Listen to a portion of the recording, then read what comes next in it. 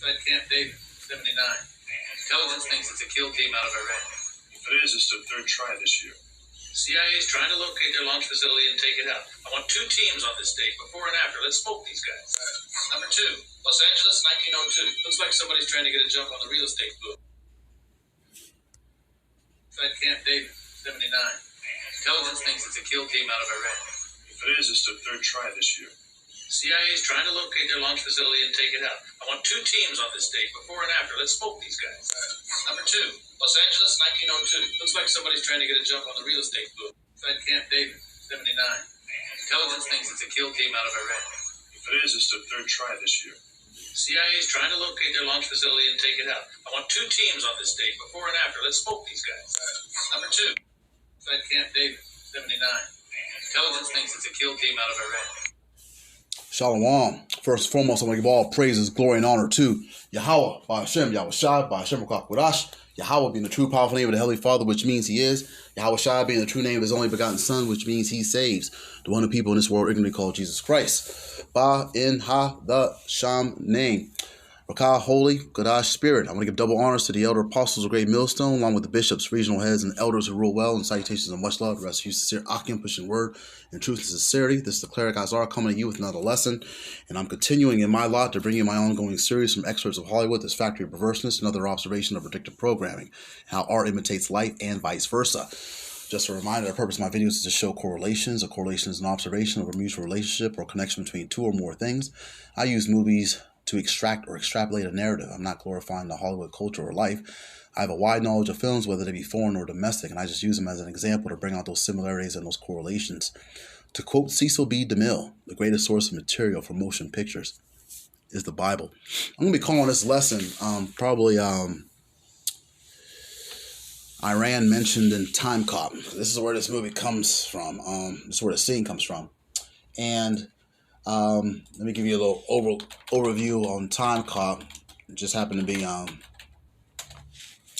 Jean-Claude Van Damme's birthday recently. I just didn't know it. I called myself getting away for a minute just to throw on a movie just to kick back for a little while and get my mind off things. And call Allah, Yahweh Bashem Yahweh Shai for keep my eyes open while even this is going on, because this movie came out back at September 16, 1994, and here it is mentioning Iran and with everything that's going on in the news right now and showing everything in the map. I was like, wow, this movie's close to 30 years old, and but it just shows you, it shows you how the agenda of the elite on the left hand side, they were preparing you sheep a long time ago.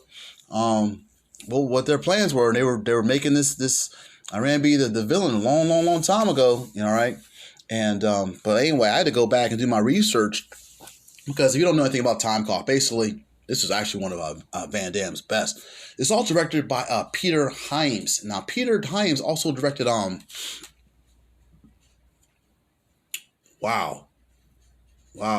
Capricorn 1, 2010. Running Scared, Timecop, Sudden Death, The Relic, and Arnold Schwarzenegger's End of Days. I got to go back and check out this guy. He's Peter Hyams is a film director, screenwriter, and cinematographer. Okay, there's a son named John Hyams. Wow, his son is John Hyams. Wow, man, this is a small world, man. I'm sorry. When you understand film and Hollywood, and you start like putting the pieces together, like, wow, he did this, he did that, he also did that. Wow, I didn't know. So this is one of Van Damme's best. Anyway, this movie was talking about time travel, because back in the they still do movies about time travel, but this was a really good one. But basically, these people were going back in time, and they would change what happened in the past, so they can kind of benefit what they had in the future. Okay, and in the midst of this, like this particular department, they were in charge of like policing the time travel, so they can actually sense and determine when people were trying to go back in time to switch things, because they were trying to keep the timeline intact for the way it was in their particular universe. Okay, so in this particular scene, one of the directors was telling the people that, hey, something's going on, and they were detecting some type of time travel loop or time travel jump, and somebody was going back around Camp David around 79. And I was like, well, I had to say to myself, like, what's going on? And, and throughout Yahweh Bashim Yashad, the internet was invented because, you can go up and you can look up these things. Like, hey, what was going on? I was only like 4 years old at the time. And I remember the Camp David Accords, but that was in 78. Okay. And let me see if there's anything here. Bear with me just a moment. The Camp David Accords was between three different individuals. Okay. It was between, bear with me just a moment. I just want to make sure I get it right. Okay. Because it goes into 78, and this is between Jimmy Carter and the Egyptian president Anwar Sadat, as well as the Israeli Prime Minister Menachem. Is his name Menachem Begin? Is that really his name? Yeah, it is. Wow, Menachem Begin. And for the longest time, I used to think that I was born during the Jimmy Carter era. I was actually born during the Ford administration. Okay. Well, anyway,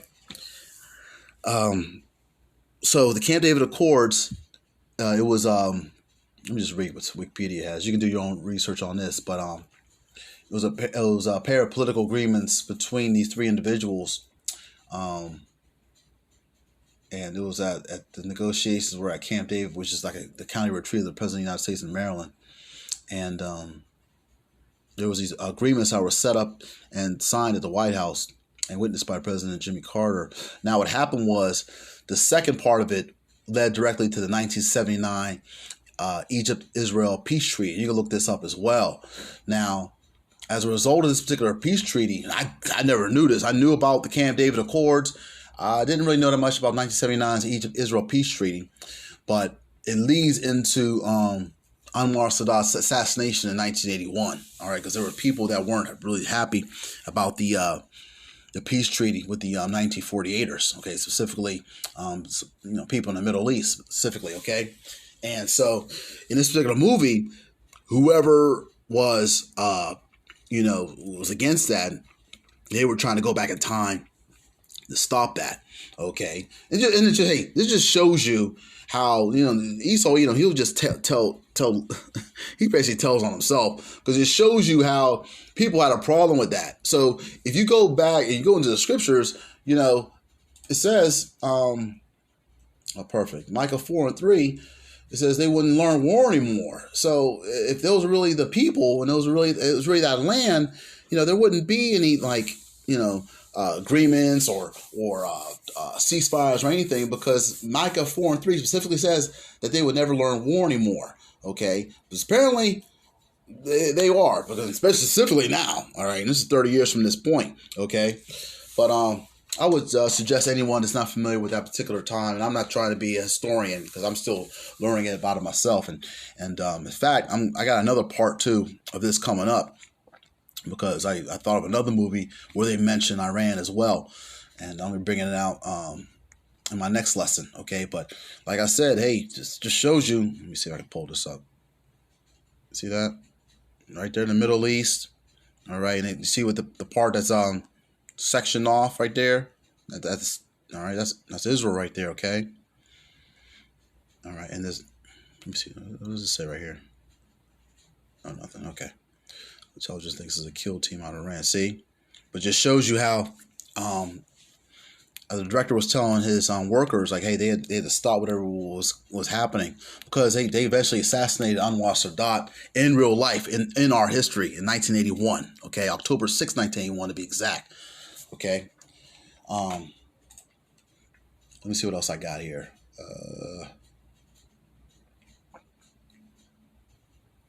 I was so young, so I could barely. Oh wow, I could barely. Of course, I don't remember this. Politics was very boring to me when I was at that age. I think I was watching the Muppets. Okay, well, I still watch the Muppets, but that's another lesson for another day. But here, wow, yeah, this is part of the Arab-Israeli peace diplomacy and treaties. Okay, this is just one of them. The Camp David Accords happened in 1978, and the Egypt-Israel peace treaty of 1979. follow. So whoever was in this particular movie, they wrote it to show you how, hey, they were making the villain Iran going back all the way back then. Oh, even farther than that, okay? But they kept it in your mind, because by the time 1994 came around, I was close to I want to say I was close to 20 at this point. All right, so hey, what is that saying? History is determined by the winners.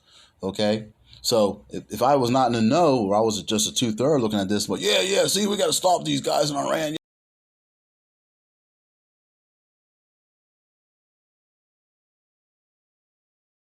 Throw that out there. You can Google those particular the treaties and the particular events of the particular time. Of course, this is just fiction, but it just shows you how Hollywood's used